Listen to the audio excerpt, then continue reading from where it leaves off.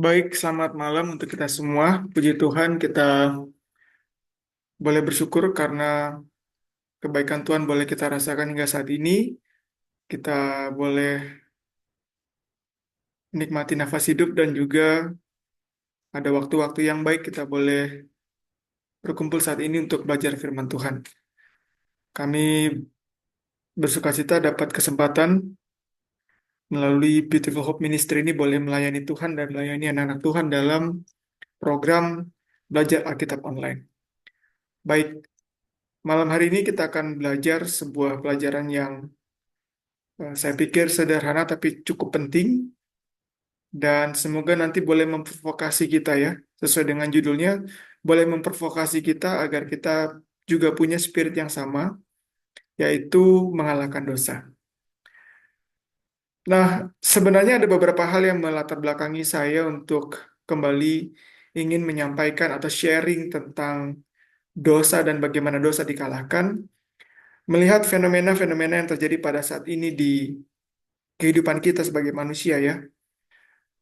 Saat ini di atas muka bumi ini, di kolong langit ini, tanpa kita sadari kehidupan kita penuh dengan kompetisi, ya. Kehidupan kita penuh dengan perjuangan, penuh dengan persaingan, baik itu secara apa ya, secara kehidupan pribadi, dalam karir mungkin, dalam pekerjaan, mungkin dalam hal-hal tertentu. Secara luas mungkin kita bisa banyak dengar sekarang ya kabar-kabar tentang perang, bagaimana ada satu pihak ingin mengalahkan pihak yang lain, ada satu kelompok ingin menang atas kelompok yang lain, ada diskusi, ada panel, ada adu debat ya, ada kompetisi-kompetisi dalam pertandingan-pertandingan gitu ya, yang semuanya memiliki spirit yang sama, yaitu untuk mengalahkan atau ingin menjadi pemenang. Namun dalam rupa-rupa hal-hal tadi yang saya sebutkan, ada hal yang mungkin kita juga lupa bahwa ada satu musuh yang paling utama, ada satu kompetisi atau satu peperangan yang harus kita menangkan, yaitu menang atas dosa, berperang melawan dosa dan menang atas dosa ini. Nah, sebab itu kita perlu lagi untuk melihat apa sih sebenarnya dosa itu dan kenapa kita harus kalahkan. Oke? Dan untuk memulai itu, saya rindu untuk kita berdoa sama-sama satu kali lagi. Mari kita berdoa. Bapa di surga, kami bersyukur karena kebaikan Tuhan, kami boleh belajar untuk mengerti firman Tuhan, apa yang Tuhan maksud dan artikan dalam artian dosa, dan bagaimana cara Tuhan menanggulangi dosa, dan bagaimana Tuhan mau mengajak kami agar kami boleh menjadi satu barisan dalam Tuhan, kelompok yang sudah menang atas dosa, sehingga kami boleh juga memiliki kekuatan dan menang atas dosa. Kami memohon kuasa Roh Kudus agar kami diberikan pengertian dan kerendahan hati. Kami mohon Tuhan juga boleh menjamah, menolong jaringan internet, aplikasi Zoom yang kami gunakan agar boleh menjadi sarana Tuhan untuk berbicara. Kami berdoa juga untuk saudara-saudara yang sudah hadir maupun yang belum sempat hadir. Kiranya kami boleh diberkati dengan kuasa Roh Kudus yang sama. Terima kasih Bapak. Dalam nama Tuhan Yesus kami berdoa. Amin. Saya memilih ada beberapa metode ya dalam berbagi atau belajar Alkitab dan saya pada malam hari ini saya selalu memilih metode Alkitab menjelaskan dirinya sendiri. Namun malam hari ini saya akan lebih lebih menggunakan metode itu secara maksimal. Artinya saya ingin biarlah kita membaca sendiri atau biarlah Alkitab sendiri yang berbicara kepada kita secara langsung. Baik, yang pertama, ya karena judulnya dosa dikalahkan, kita perlu tahu dulu apa itu dosa dan sehingga kita tahu hal yang mau kita taklukkan ini, gitu ya. Yang pertama saya mau mengajak kita semua membuka firman Tuhan dari Mazmur pasal 103. Saya memulai dari akar masalahnya dulu. Mazmur 103 ayat yang ke-20. Ya. Eh, Host atau admin dari Beautiful Hope Ministry juga akan bantu untuk kirim ayatnya di kolom chat. Jadi Bapak Ibu yang berhalangan untuk buka Alkitab buku atau handphone bisa juga lihat di kolom chat ya. Mazmur 103 ayat yang ke-20. Di sini dikatakan, Pujilah Tuhan, hai malaikat-malaikatnya, hai pahlawan-pahlawan perkasa, yang melaksanakan firman-Nya. Ini dalam kitab King James-nya ditulis do commandment, ya, melakukan perintahnya dengan mendengarkan suara firman-Nya. Jadi, terpujilah Tuhan. Kenapa? Karena malaikat-malaikat itu yang disebut juga pahlawan-pahlawan perkasa, karena mereka melakukan perintah, do commandment. Ya, jadi kita lihat ada satu ayat mengatakan bahwa para malaikat itu melakukan firman atau do commandment, melakukan perintah. Oke. Nah, sekarang kita lihat 1 Yohanes 3 ayat yang ke-8. Ada juga malaikat yang ternyata tidak do his commandment. 1 Yohanes 3 ayat yang ke-8. 1 Yohanes 3 ayat yang ke-8. Barang siapa yang tetap berbuat dosa berasal dari iblis. Sebab iblis berbuat dosa dari mulanya. Untuk inilah anak Allah menyatakan dirinya, yaitu supaya ia membinasakan perbuatan-perbuatan iblis itu. Perbuatan-perbuatan iblis ini iblis itu malaikat. Malaikat yang berbuat dosa. Tadi kan berbuat dosa dari mulanya. Kenapa? Karena perbuatan-perbuatan yang melanggar perintah. Makanya dibinasakan perbuatan-perbuatannya. Kita belum mengambil kesimpulan dulu, saya membuat satu pemaparan dulu ya, bahwa di surga ada malaikat-malaikat tadi, Mazmur 103, malaikat-malaikat yang melakukan perintah. Tapi juga ada malaikat-malaikat yang akhirnya disebut iblis karena mereka berdosa, karena mereka melanggar perintah. 2 Petrus 2 ayat 4 memberikan informasi yang sama. 2 Petrus 2 ayat 4 dikatakan di sini, sebab jikalau Allah tidak menyayangkan malaikat-malaikat yang berbuat dosa, malaikat-malaikat yang berbuat dosa, tetapi melemparkan mereka ke dalam neraka dan dengan demikian menyerahkan ke dalam gua-gua yang gelap untuk menyimpan mereka sampai hari penghakiman. Jadi betul, ada malaikat-malaikat yang berbuat dosa, tapi terpujilah Allah tadi katanya, karena malaikat-malaikat yang melakukan perintah.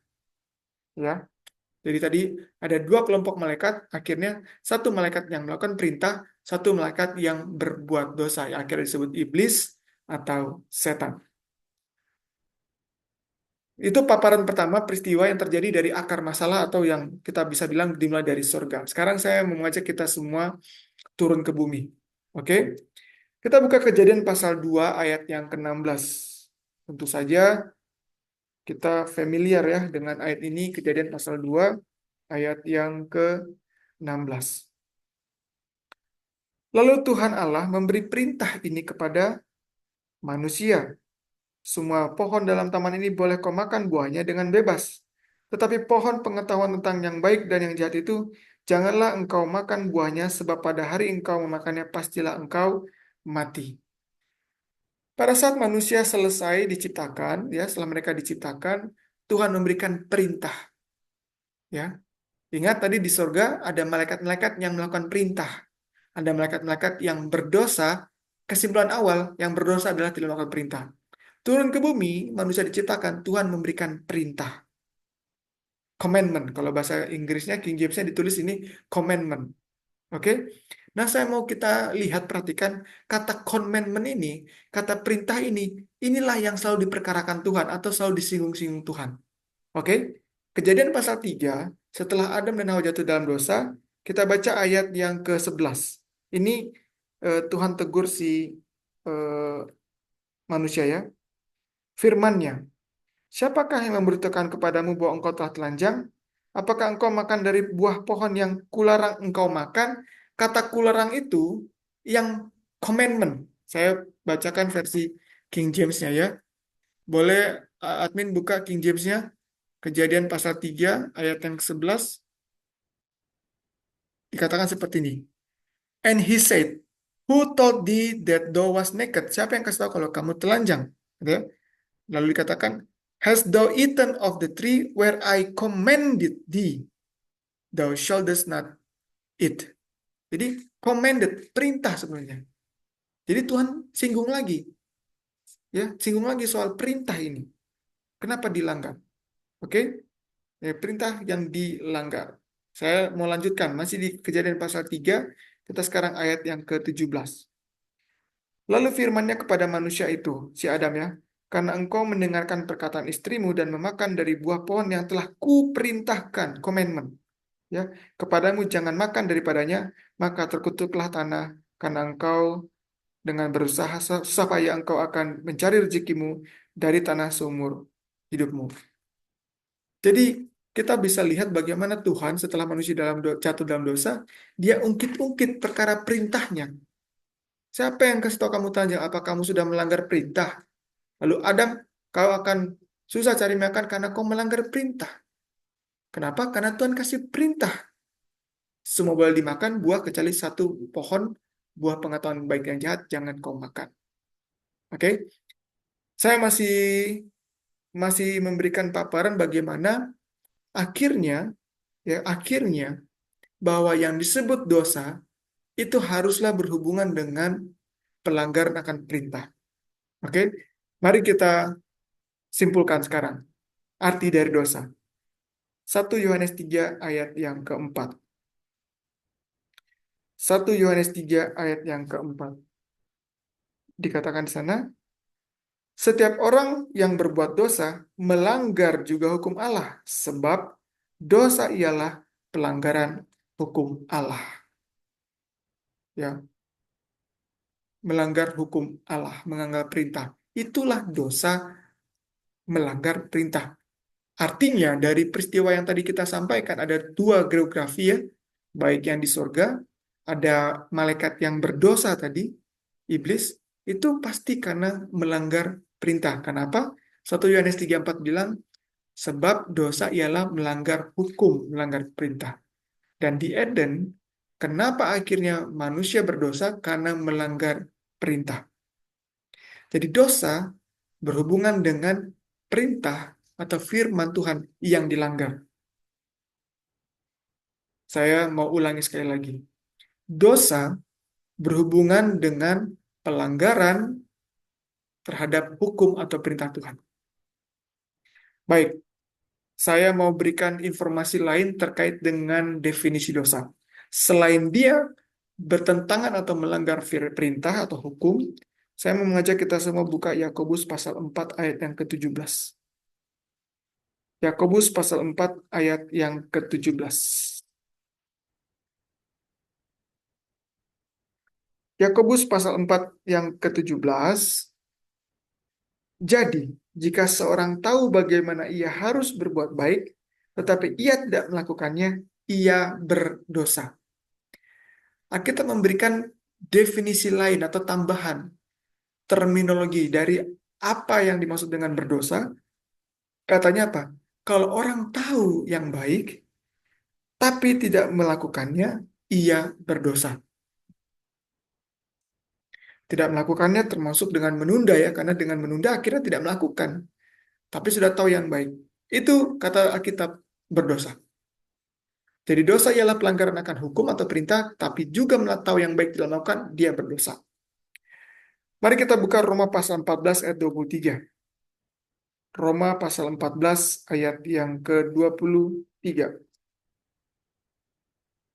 Saya tadi memang sengaja susun-susun supaya kita ngelihat konteksnya langsung gitu ya, bahwa Alkitab bisa menjelaskannya secara komprehensif ayat per ayat. Roma pasal 14 ayat yang ke-23, firman Tuhan bilang gini, tetapi barang siapa yang bimbang, kalau ia makan, ia telah dihukum karena ia tidak melakukannya berdasarkan iman. Dan segala sesuatu yang tidak berdasarkan iman adalah dosa. Segala sesuatu yang tidak berdasarkan iman adalah dosa. Jadi dosa adalah, pertama tadi, 1 Yohanes 3:4, melanggar hukum, melanggar perintah.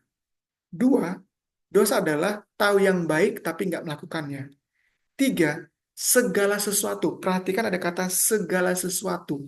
Segala sesuatu yang dilakukan tidak berdasarkan iman, dosa.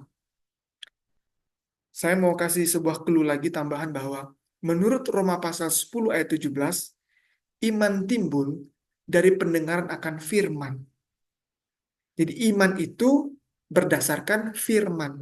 Karena iman timbul atau iman muncul itu berasal dari firman. Nah, lalu tadi Roma 14 ayat 23 katakan, kalau orang melakukan segala sesuatu tidak berdasarkan iman adalah dosa. Artinya, melakukan segala sesuatu yang tidak berdasarkan firman yang akar dari iman. Mungkin kita pernah punya prasangka ya terhadap diri kita sendiri, bila mana kita melakukan hal-hal yang kita anggap baik, atau bahkan mungkin kita anggap benar. Tapi melalui pelajaran awal ini, di awal ini kita bisa dapat sebuah apa ya, tambahan informasi atau sebuah insight bahwa walaupun itu baik, benar menurut prasangka atau pikiran kita, tapi kalau itu tidak berdasarkan iman, ingat tadi segala sesuatu yang tidak berdasarkan iman dosa. Kenapa? Karena dosa bertentangan dengan firman dan iman timbul dari pendengar akan firman. Jadi referensinya selalu ini, firman. Kalau yang nggak diomongin oleh firman, walaupun itu kita lihat baik, benar, tapi tidak berdasarkan firman, itu bukan landasan iman. Dan segala sesuatu yang tidak berdasarkan iman yang landasannya adalah firman, dosa. Oke? Itu menurut Rasul Paulus dari kitab Roma.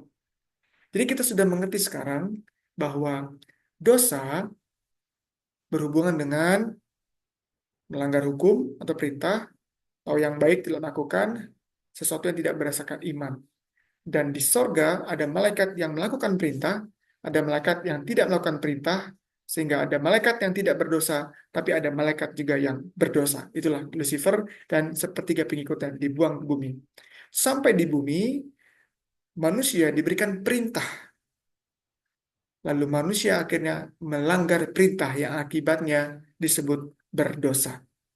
Oke, jadi erat hubungannya dengan perintah. Erat hubungan dengan tahu yang baik. Saya mau garis bawah ini tahu yang baik tapi tidak melakukannya, atau segala sesuatu yang tidak berdasarkan iman. Itu dosa. Baik, sekarang kita lanjutkan. Apa upah dari dosa? Ada, boleh saya gunakan kata-kata ini ya. Ada akibat dosa, ada upah dari dosa. Menurut Kejadian pasal 2 tadi ayat 16 dan 17, kalau kau makan buah yang dilarang, diperintahkan untuk tidak dimakan, kalau kau makan, kau akan mati. Betul ya? Itu upah dosa. Itu makanya Roma pasal 6 ayat 23, upah dosa ialah maut, mati. The wages of sin is death. Upah dosa adalah mati atau maut. Tapi yang dialami oleh Hawa, engkau akan sakit waktu bersalin, Adam kau akan berpeluh saat mencari makan, itu adalah akibat dosa. Jadi beda ya, ada upah dosa yang adalah kematian, tapi ada akibat dosa. Ingat waktu ada orang yang sakit tidak bisa berjalan 38 tahun di pinggir kolam Bethesda ya. Di sana dia bertemu Yesus dan Yesus menyembuhkan dia. Lalu akhirnya Yesus bertemu dia di bait suci, lalu Tuhan bilang kepada dia, bertobat ya, supaya jangan jangan terjadi yang lebih parah dari itu.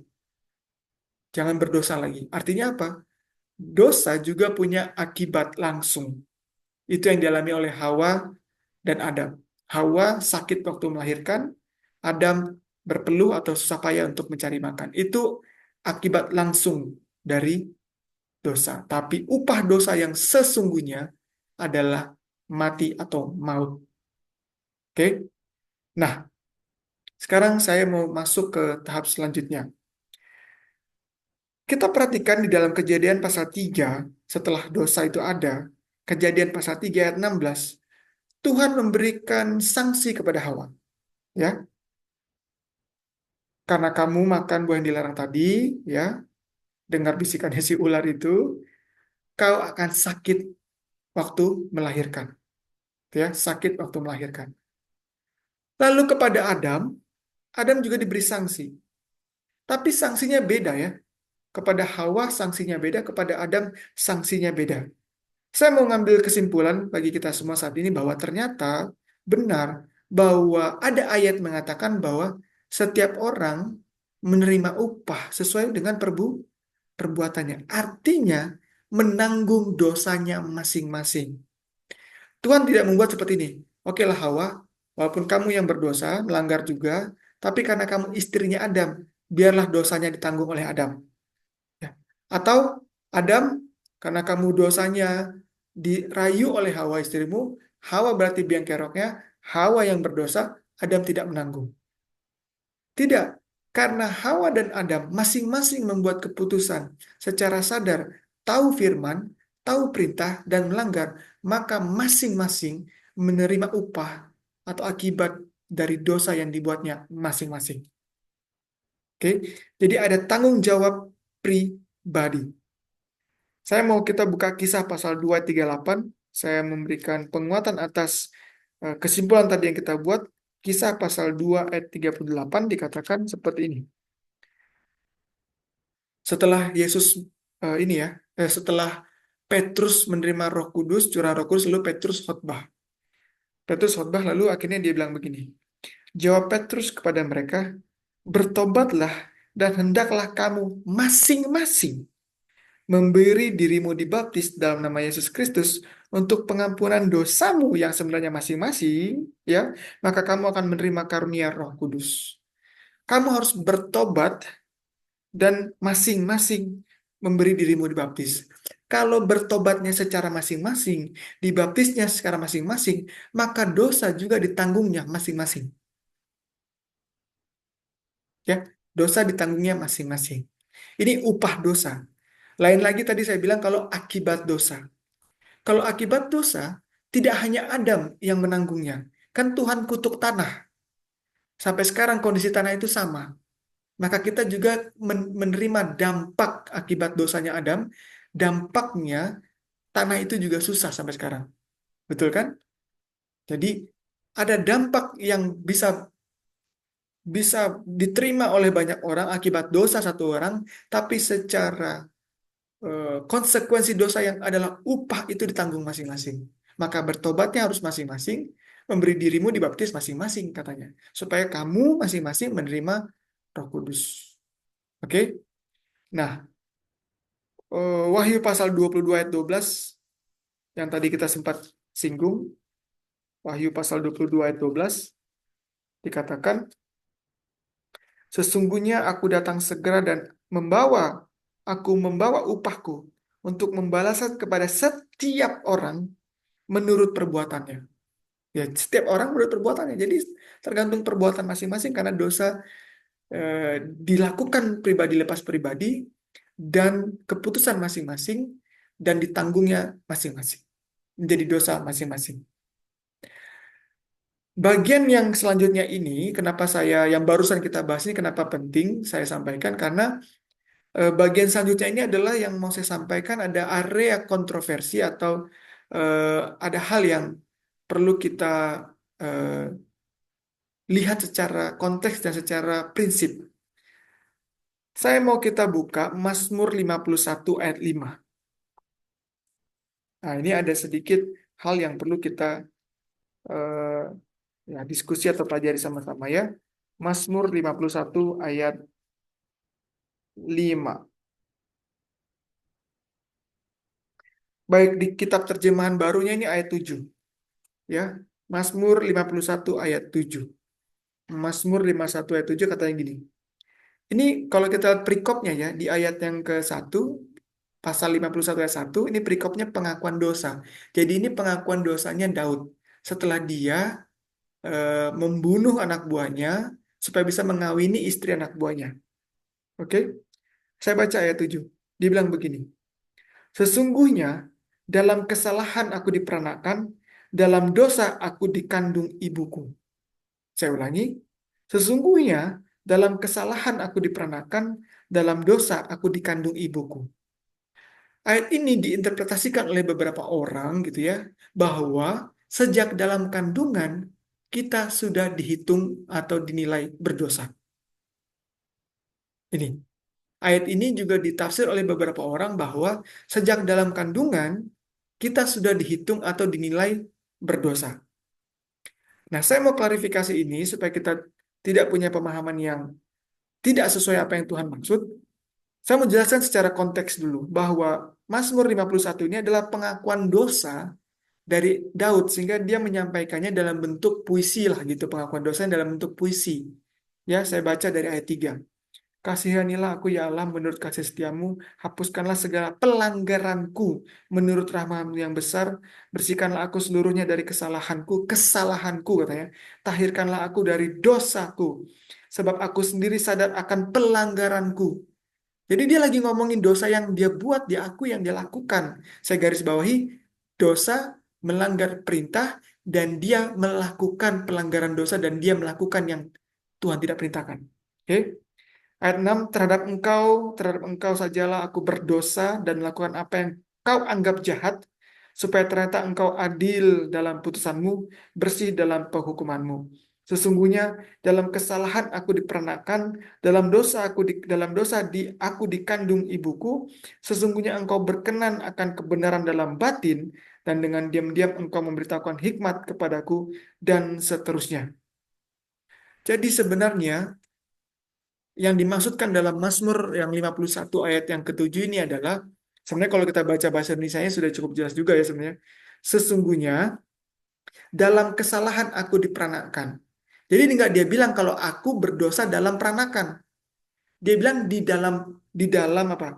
Di dalam kesalahan aku diperanakan. Itu maksudnya dia itu keturunan orang berdosa.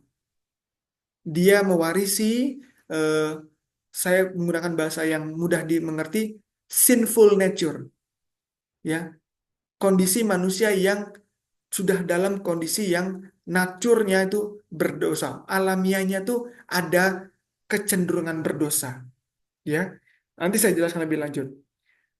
Dalam dosa aku dikandung ibuku. Jadi dikandung ibuku tuh dimaksud dalam kandung ibunya tuh dalam dosa. Jadi karena dia merasa karena kita ini keturunan Adam dan Hawa, kita keturunan orang yang sudah jatuh dalam dosa, maka dia mengakui juga. Dia tidak hanya mengakui kalau dia sudah berbuat dosa, dia tidak hanya mengakui kalau dia sudah melakukan pelanggaran, tapi dia juga mengakui bahwa memang secara alamiah ya, dia ini adalah keturunan orang yang sinful nature, yang alaminya berdosa. Makanya dibilang dalam kandung, dalam apa, peranakan dosa. Tapi dia nggak bilang bahwa dalam kandungan aku sudah berbuat dosa. Kan tidak bisa. Kan masih janin ya, belum bisa berbuat dosa. Nggak melakukan apa-apa gitu ya. Tapi dia bilang dalam keturunan kondisi suasana leluhur yang sudah berdosa, itu maksudnya. Nah, inilah yang juga dimaksud oleh Rasul Paulus di dalam Roma pasal 7. Nah, ini kita harus sambungkan ke sini biar kita ngerti bahwa dalam kandungan kita bukan berarti sudah berbuat dosa, ya, bukan berarti dalam kandungan sudah dinyatakan berdosa atau dinilai berdosa, tapi dalam alamiah untuk kecenderungan berbuat dosa. Roma pasal yang ketujuh, ya, ayat yang ketujuh. Nah, kalau kita baca Roma 7 ayat 7 ini agak agak bikin pusing cara bacanya ya. Tapi saya baca pelan-pelan karena Paulus mau menyatakan sebenarnya apa yang ada di dalam alamiahnya kita manusia yang sudah jadi keturunan orang berdosa. Ya, kita baca Roma 7 ayat 7. Jika demikian, apakah yang hendak kita katakan? Apakah hukum Taurat itu dosa? Sekali-sekali tidak. Sebaliknya, justru oleh hukum Taurat aku telah mengenal dosa. Karena aku juga tidak tahu apa-apa. Keinginan, apa itu keinginan? Kalau hukum Taurat tidak mengatakan jangan mengingini. Ayat 8. Tapi dalam perintah itu dosa mendapat kesempatan untuk membangkitkan di dalam diriku rupa-rupa keinginan. Sebab tanpa hukum Taurat, dosa mati. Maksudnya gini loh. Kalau nggak ada hukum Taurat, kita nggak tahu yang mana dosa, mana enggak. Jadi dosa itu nggak kelihatan aliasnya tidak ada. Nggak muncul dosa. Nggak muncul artinya bukan tidak berdosa, tapi kita nggak sadar, nggak tahu. Nah, keberadaan hukum Taurat, akhirnya kita tahu, oh, jangan mencuri. Oh, berarti ternyata mencuri berdosa. Itu maksudnya hukum Taurat mengakibatkan dosa itu muncul. Artinya dosa jadi kelihatan. Ya, saya baca ayat yang ke-9.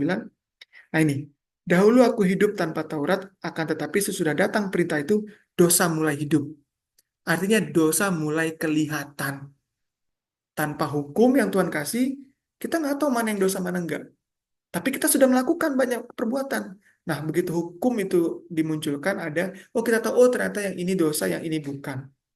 Itu disebut makanya dosa jadi hidup karena hukum Taurat. Ya, saya mau lanjutkan di ayat yang ke-18. Ayat 18 bilang gini, sebab aku tahu bahwa di dalam aku, nih kata Paulus, di dalam aku, yaitu di dalam aku sebagai manusia ya, tidak ada yang baik. Sebab kehendak memang ada dalam aku, tapi bukan hal berbuat apa yang baik. Jadi selalu punya kehendak keinginan yang gak baik. Itu maksudnya. Sebab bukan apa yang aku kehendaki yang baik, yang aku perbuat. Melainkan apa yang tidak aku kehendaki, yaitu yang jahat yang aku perbuat. Ya, jadi selalu ada keinginan yang jahat muncul. Itu akhirnya diperbuat. Ayat 21, demikianlah aku didapati hukum ini jika aku menghendaki berbuat yang baik, yang jahat itu ada padaku. Ya, sebab di dalam batinku aku suka akan hukum Allah. Tetapi anggota-anggota tubuhku melihat hukum yang lain, berjuang melawan hukum Allah itu. Akal budiku dan membuat aku menjadi tawanan hukum dosa yang ada di dalam anggota-anggota tubuhku. Artinya, sejak Adam dan Hawa jatuh dalam dosa, keturunan-keturunan Adam dan Hawa sampai ke Rasul Paulus, sampai kita punya sinful nature. Kita punya kedagingan alamiahnya tuh ingin berbuat dosa. Tapi kecenderungan berbuat dosa belum berdosa. Paham ya? Kecenderungan untuk berbuat dosa belum berbuat dosa. Itu makanya Roma pasal 7 ini dijelaskan dia di pasal 8. Ya, kita lihat di pasal 8 dijelaskan sama dia, maksudnya ini bicara soal hidup oleh roh atau hidup oleh daging. Saya baca Roma 8 ayat 7. Roma 8 ayat 7. Sebab keinginan daging adalah perseteruan terhadap Allah. Karena ia tidak takluk kepada hukum Allah. Hal ini tidak mungkin baginya. Mereka yang hidup dalam daging tidak mungkin berkenan kepada Allah. Tetapi kamu tidak hidup dalam daging, melainkan dalam roh. Jika memang roh Allah diam dalam kamu, tetapi jika orang tidak memiliki roh Kristus, ia bukan milik Kristus. Artinya, ada perseteruan di dalam diri kita ini. Kadang-kadang ingin melakukan yang baik, tapi yang dibuat malah yang jahat. Itu karena kedagingan atau sinful nature, akibat dosa yang dibuat oleh luar kita. Nah, ini menegaskan tadi Mazmur 51 ayat 5 bahwa dalam kandungan aku berdosa, bukan dalam kandungan Daud sudah berbuat dosa, atau dalam kandungan kita masing-masing, kita sudah berbuat dosa dalam kandungan, bukan seperti itu. Kita sejak dalam kandungan, kita sudah ada dalam keturunan sinful nature, orang-orang yang sudah berbuat dosa dan cenderung berbuat dosa. Saya akan saya mau patahkan pemahaman bahwa dalam kandungan kita sudah dinilai berdosa dengan cara seperti ini. Yang pertama, Yesus lahir dari rahim wanita orang benar, suci, kudus, atau dari wanita yang berdosa. Orang yang berdosa. Nah, kalau Yesus menggunakan Mazmur 51 ayat 7 ini, bahwa sejak dalam kandungan bayi sudah berdosa, dinilai berdosa, maka Yesus lahir berdosa. Ya kan?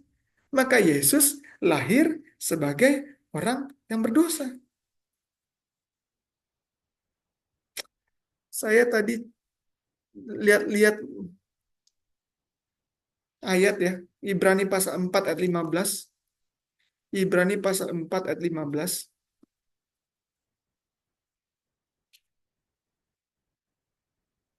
Ibrani 4 ayat 15 katanya seperti ini.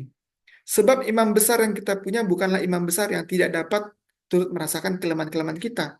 Dia turut merasakan kelemahan kita, dia punya kedagingan kita. Karena dia juga lahir dari rahim wanita orang berdosa.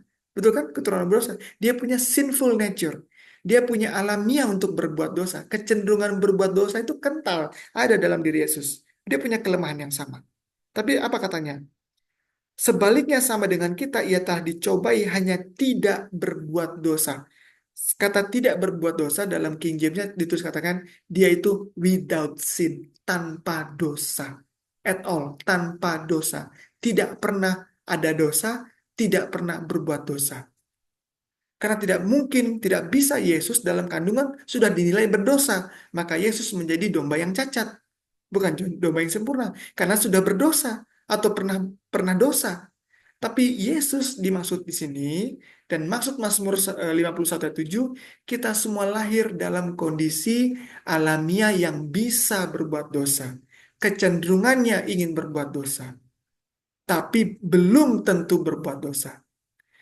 Saya punya sinful nature, punya alami atau kecenderungan berbuat dosa. Lalu saya akhirnya memutuskan, oh, saya melanggar hukum yang ini. Saya berbuat sesuatu yang Tuhan perintahkan, jangan saya buat. Saya akhirnya dari kecenderungan, keinginan, punya punya alamiah untuk berbuat dosa, akhirnya saya berbuat dosa, melakukannya. Yesus sama seperti saya dan kita semua. Dia punya alami, dia sinful nature juga. Dia manusia yang punya kelemahan sama kita. Dia juga punya kecenderungan untuk berbuat dosa. Karena dia dari keturunan orang berdosa. Tapi Yesus memutuskan, melakukan, memilih untuk tidak melakukan, melanggar perintah atau yang disebut tadi dosa. Maka Yesus tidak berdosa. Jadi kita mesti bedakan apa yang dimaksud dengan sinful nature, alamiah berbuat dosa, alamiah untuk kecenderungan berbuat dosa dengan sin sinner, ya sinner menjadi si pelaku dosa. Oke? Betul dalam kandungan kita sudah punya sinful nature, tapi kita belum sinner, kita bukan pelaku dosa. Kenapa tadi? Apa tadi definisi dosa? Satu, dosa ialah melanggar perintah. Bagaimana janin, bagaimana bayi melanggar perintah? Dia aja belum tahu perintahnya. Kedua, dosa tadi apa? Tahu yang baik, tapi tidak melakukannya adalah dosa. Yakobus 4:17. Bagaimana janin, bagaimana bayi, dia belum tahu mana yang baik, mana yang tidak. Ya, akal budi dia belum berfungsi. Bagaimana dia jadi berdosa karena dia belum tahu. Yang ketiga tadi, segala sesuatu yang tidak berdasarkan iman itu dosa. Bagaimana janin, bagaimana bayi dalam kandungan, ya, ya dia belum tahu apa itu iman karena iman timbul dari pendengaran akan firman Roma 10:17. Nah, dalam janin dalam kandungan dia belum dengar firman, belum baca firman. Sehingga dia belum punya basis untuk jadi iman. Bagaimana dia berdosa dan dia belum melakukan segala sesuatu. Yang dilakukan cuma minta makan ya, gitu. Jadi secara dalam kandungan kita bukan melakukan dosa, tidak berbuat dosa, tapi kita ada dalam kondisi sinful nature. Itu betul. Kita punya alamiah. Kita lahir dalam kandungan, kita ada dalam kandungan alamiah, keturunan orang yang berbuat dosa. Tapi kita tidak ditakdirkan untuk berdosa. Belum tentu berdosa. Karena hanya kecenderungan, tapi belum tentu melakukan. Yesus juga sinful nature, tapi dia tidak melakukan dosa. Satu bukti lagi saya mau katakan, saya lihat ada ayat yang bagus dari Matius 19 ayat 14. Kalau dari kecil anak-anak itu sudah berdosa atau dalam bayi sudah berdosa, maka Matius 19 ayat 14 nggak sesuai. Kenapa? Matius 19 ayat 14, Tuhan bilang gini, yang ngomong Yesus sendiri ya. Matius 19 ayat 14. Tetapi Yesus berkata, biarkanlah anak-anak itu, janganlah menghalang-halangi mereka kedatang kepadaku, sebab orang-orang yang seperti anak-anak itu yang punya kerajaan surga. Saya mau tanya, ada berapa dosa yang boleh masuk ke surga? 5, 4, 2, atau paling sedikit 1? Nggak bisa. 0. Tidak boleh ada dosa di surga. Tapi Yesus bilang anak-anak ini yang punya kerajaan surga. Artinya mereka dipandang tak berdosa. Murni anak-anak ini. Makanya Yesus bilang mereka-mereka ini yang punya kerajaan surga. Itu makanya bayi dalam kandungan, janin, ya, dan anak lahir bayi yang tidak tahu apa-apa, belum mengerti apa firman, ada apa hukum, apa yang baik, mereka tidak bisa dibilang sudah berdosa. Mereka tidak berdosa, tidak melakukan dosa. Mereka tidak berdosa. Mereka hanya punya sinful nature, hanya punya alamiah untuk berdosa, alamiahnya punya kedagingan, tapi belum melakukan dosa. Karena dosa adalah pelanggaran, melakukan pelanggaran perintah. Oke, jadi kita sudah bisa klarifikasi atau jawab apa yang dimaksud Daud di dalam Mazmur 55 ayat 7 tadi, dalam kandungan, dalam kesalahan aku diperanakkan, ya, dilahirkan dalam kesalahan, bukannya dia lahir sudah salah, tapi dalam dalam keturunan yang bersalah dia dilahirkan, dalam dosa aku dikandungan. Jadi dalam keadaan manusia yang sudah jatuh dalam dosa dia dikandungnya. Dia bukan dikandung oleh manusia yang tidak dalam dosa. Itu maksudnya. Oke? Baik, kita lanjutkan. Sekarang kita sudah mengerti banyak hal tentang dosa, ya. Tadi apa itu dosa, kemudian dosa itu ditanggung pribadi lepas pribadi, ya.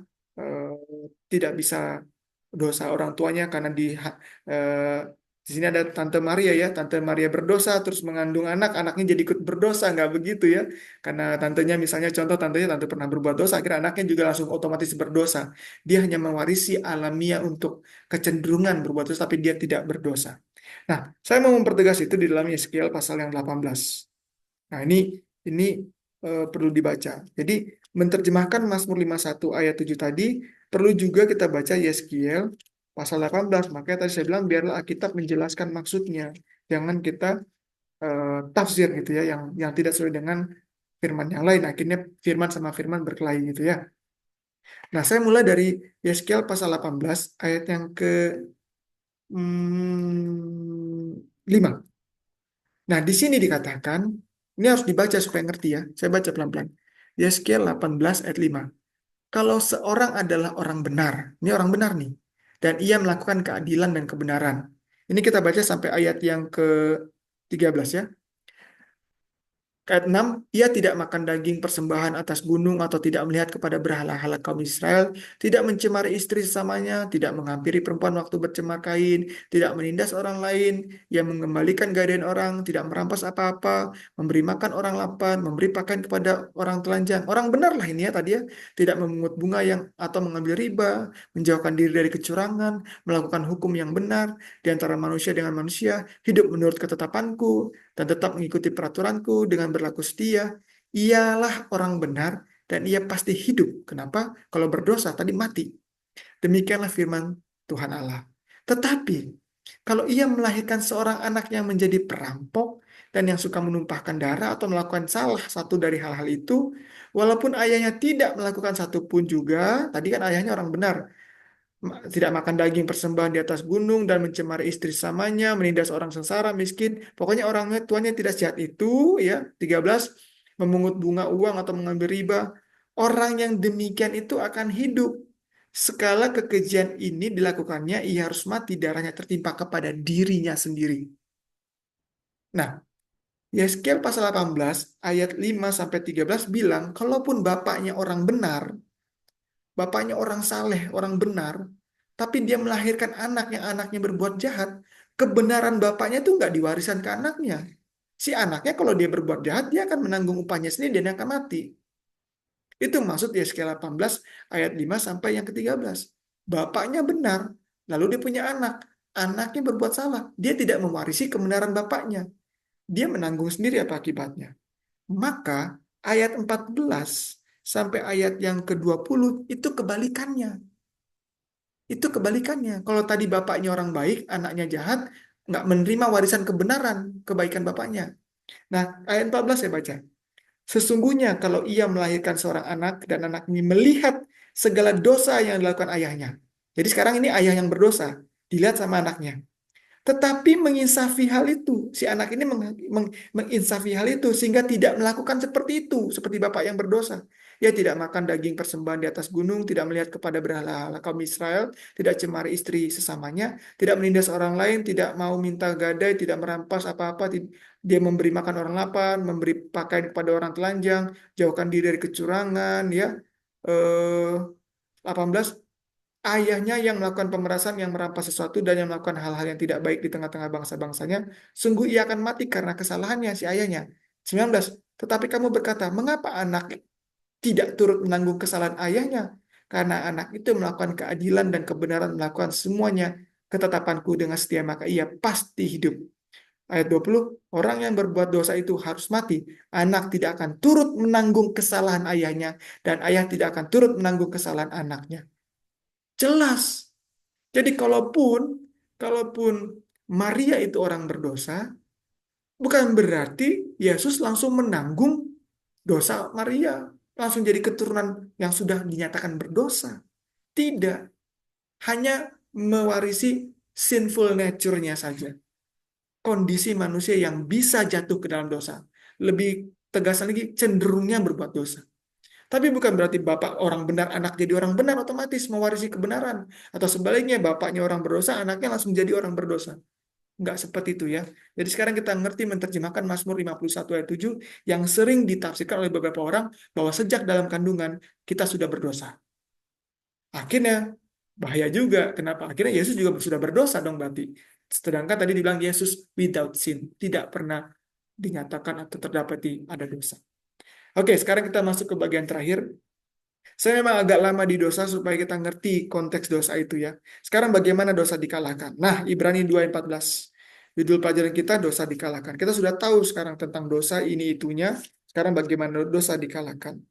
Saya hanya memberikan beberapa ayat pemberi penguat bahwa Ibrani pasal yang kedua ayat 14 dikatakan karena anak-anak itu adalah anak-anak darah dan daging, maka ia, Yesus juga menjadi sama dengan mereka dan mendapat bagian dalam keadaan mereka. Jadi sama, anak daging.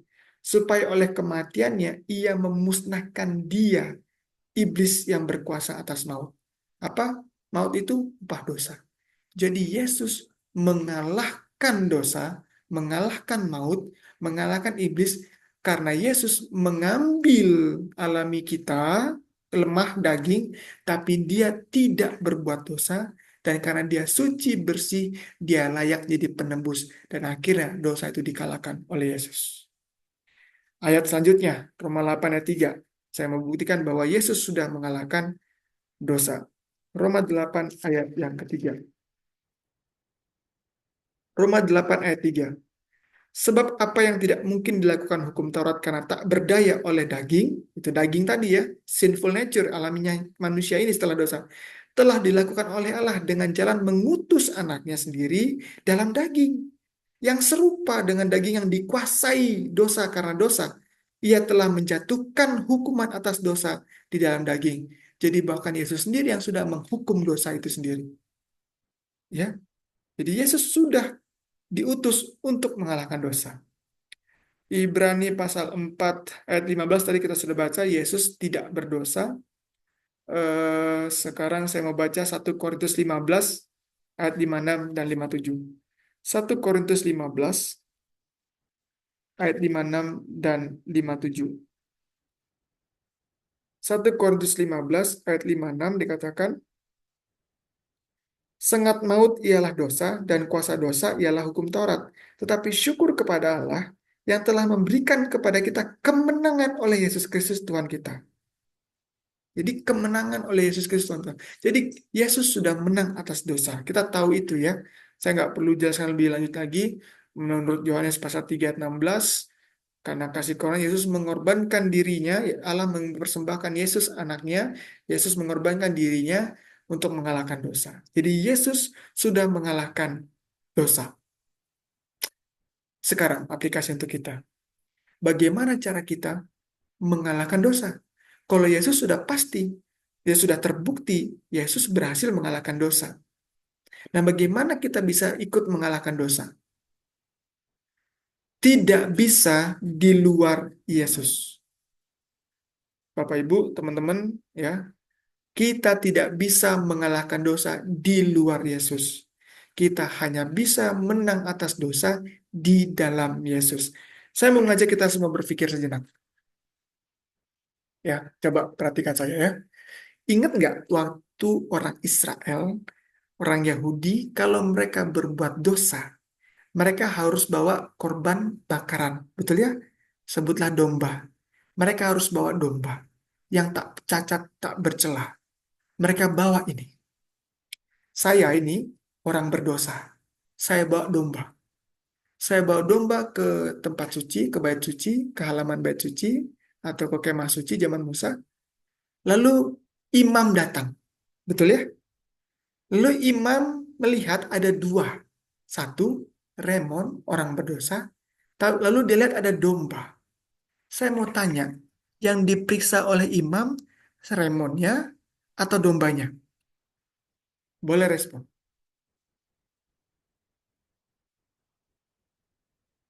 Dombanya ya, Tante ya? Dombanya ya. Kan yang berdosa saya. Kenapa yang diperiksa domba? Sudah mulai kebuka ya, maksudnya saya. Melambangkan siapa dosa itu? Sorry. Melambangkan siapa domba itu? Yesus. Yesus anak domba. Ya kan? Dialah penebus itu. Jadi, yang diperiksa oleh Bapa itu, yang diperiksa oleh imam, yang diperiksa oleh Tuhan itu Yesus. Perhatikan ya, waktu orang Israel berdosa, dia bawa domba kepada imam, yang diperiksa imam itu dombanya, ada cacat nggak? Ada dosa nggak? Ada celah nggak? Ada pelanggaran nggak? Yesus diperiksa. Kalau domba itu bersih, tanpa cacat, tanpa celah, maka domba itu layak untuk dipersembahkan untuk menebus kita. Oke? Jadi Yesus itu sudah diperiksa, didapati bersih, tak bercela, tak cacat. Makanya dia layak jadi penebus. Tapi perhatikan tadi, setiap kita berdosa, yang dilihat itu Yesus. Yang Bapa lihat, yang Tuhan lihat itu yang diperiksa Yesus. Jadi cara kita mengalahkan dosa adalah bersembunyi atau membawa-bawa Yesus. Itu makanya domba harus dibawa.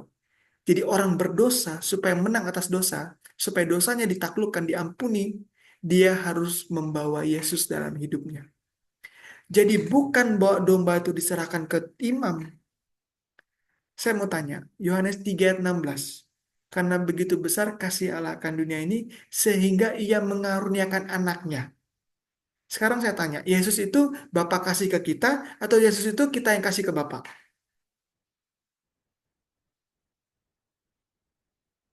Yesus itu Bapak karuniakan untuk kita, atau kita yang karuniakan untuk Bapak? Yesus itu Tuhan kasih jadi persembahan untuk kita, atau Yesus itu persembahan kita untuk Tuhan? Yesus itu persembahan Tuhan untuk kita. Karunia diberikan oleh Tuhan untuk kita. Oleh Bapa untuk kita. Maka Yesus itu menjadi bagian kita. Jadi walaupun orang berdosa bawa domba ke tempat suci, ke bait suci, itu bukan mereka memberikan Yesus kepada imam. Tapi mereka membawa Yesus dalam hidupnya. Dan waktu Yesus itu diperiksa, Yesus itu didapati sempurna, maka kita diampuni karena Yesus. Itu makanya Efesus 2 ayat 8 dan 9 dibilang begitu.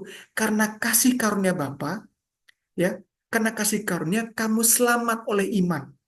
Itu bukan hasil usahamu. Jangan ada orang membanggakan diri. Itu maksudnya. Kenapa? Karena Kristus yang diperiksa benar, Kristus yang dipandang benar, sempurna, akhirnya karena kita bersama dengan Yesus, kita dipandang benar. Nah, kalau dengan analogi yang sama, kalau Yesus itu karena kebenarannya dia, kesempurnaan dia mengalahkan dosa, maka kita mau mengalahkan dosa, kita harus bawa Yesus dalam hidup kita. Itu makanya kita hanya bisa kalahkan dosa kalau kita bersama Yesus atau Yesus di dalam kita. Tapi kalau kita di luar Yesus atau Yesus tidak bersama kita, tidak akan mungkin bisa kita mengalahkan dosa. Ayat penutup, Yohanes pasal yang ke-15. Semua pasti kenal ayat ini. Kita sudah ngerti sekarang konteksnya dan akhirnya kita bisa mengerti maksudnya lebih dalam lagi Yohanes pasal 15. Mulai dari ayat yang ke-5 mungkin. Nah, oke. Mulai dari ayat 1. Yohanes 15 ayat 1. Saya baca lanjut ya. Akulah pokok anggur yang benar, dan Bapakkulah pengusahanya. Setiap ranting padaku yang tidak berbuah dipotongnya, dan setiap ranting yang berbuah dibersihkannya supaya ia lebih banyak berbuah. Kamu memang sudah bersih karena firman yang telah kukatakan kepadamu. Ayat 4, abide. in me. Tinggallah di dalam aku, dan aku di dalam kamu. Sama seperti ranting tidak dapat berbuah dari dirinya sendiri, kalau ia tidak tinggal pada pokok anggur. Demikian juga kamu tidak berbuah jika kamu tidak tinggal di dalam aku. Akulah pokok anggur dan kamulah ranting-rantingnya. Barang siapa tinggal di dalam aku dan aku di dalam kamu, ia berbuah banyak. Sebab di luar aku, kamu tidak dapat berbuat apa-apa.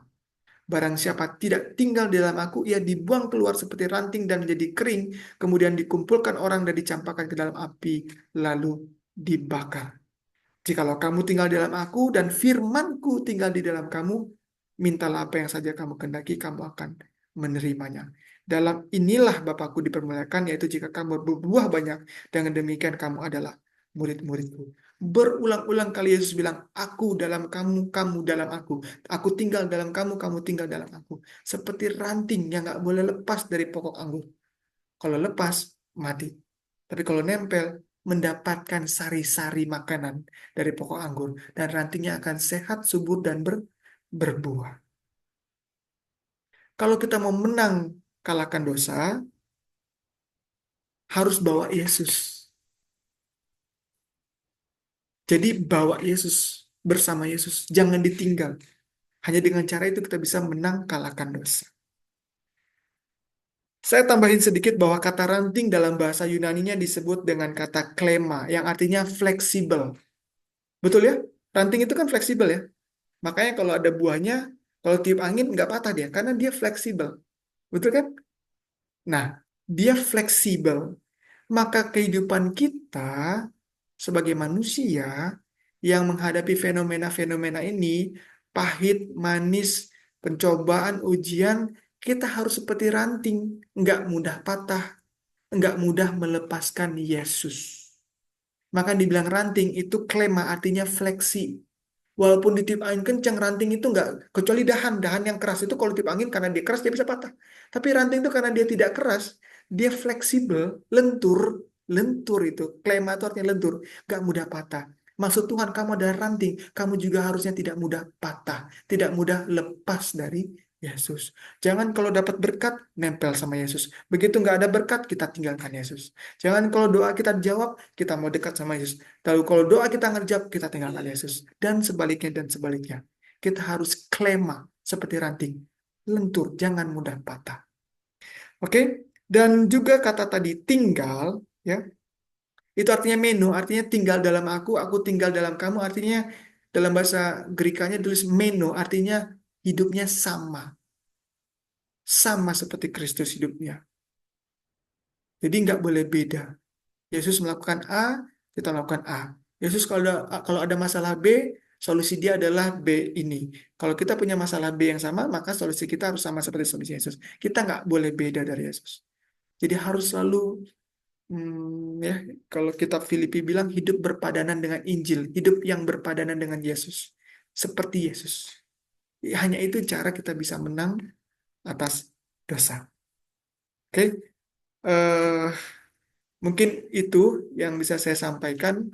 Eh, Sedikit lagi tadi bahwa ranting juga tadi dibilang harus nempel. Karena ranting bisa dekat tapi dia nggak nempel. Ranting itu akan mati. Jangan kira kita dekat sama Tuhan tapi kita nggak nempel, nggak punya hubungan pribadi. Mati kita. Ngerti maksudnya ya? Kita kira kita dekat sama Tuhan tapi sebenarnya kita nggak punya hubungan intim. Kita seperti ranting yang nempel aja madahannya, dekat gini tapi dia nggak connect. Maka sari-sarinya nggak bisa dapet. Kita bisa mati. Jadi ranting itu ilustrasi Tuhan Yesus yang sangat baik. Bagaimana kita hidup sangat bergantung sekali dekat dengan Tuhan dan Tuhan tinggal dalam kita. Hanya dengan cara itu kita bisa kalahkan dosa. Oke, kita bisa berbuah dan katanya tadi Pak, katanya bisa berbuat apa-apa. Di luar aku tidak bisa berbuat apa-apa, di dalam aku bisa berbuat apa-apa, termasuk berbuat mengalahkan dosa. Semoga pelajaran pada malam hari ini boleh jadi berkat buat kita boleh dikuatkan. Kita sekarang fokus mulai mencari-cari bagaimana cara hidup di dalam Yesus dan Yesus hidup di dalam kita. Dan kita akhirnya bisa bebas atau menang atas dosa. Tuhan memberkati kita semua. Amin. Amin.